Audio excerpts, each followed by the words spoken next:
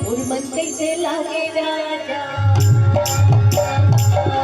तोर मन कैसे लागे राजा महले भीतरी माँ। तोर मन कैसे लागे, तोर मन कैसे लागे राजा महले भीतरी माँ। तोर मन कैसे लागे, तोर मन कैसे लागे राजा महले भीतरी माँ। तोर मन कैसे लागे।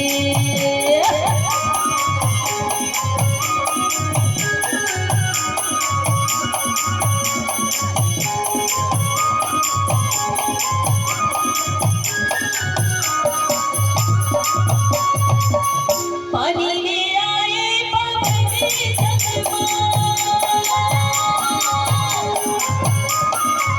पानी ले आए पवन चकमा। तोरे मन रंग लाए मोहे से संगवारा। तोर मन कैसे लागे, तोर मन कैसे लागे राजा महले भीतरी माँ। तोर मन कैसे लागे, तोर मन कैसे लागे राजा महले भीतरी माँ। तोर मन कैसे लागे।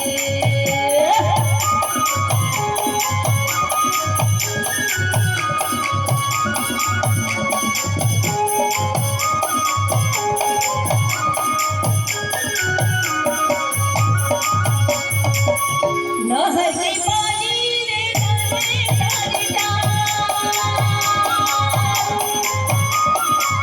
नहर के पानी रे गाने करता। माया वाले देहा हो मेरा या भिखारी घर। तोर मन कैसे लागे, तोर मन कैसे लागे राजा महले भीतरी माँ। तोर मन कैसे लागे।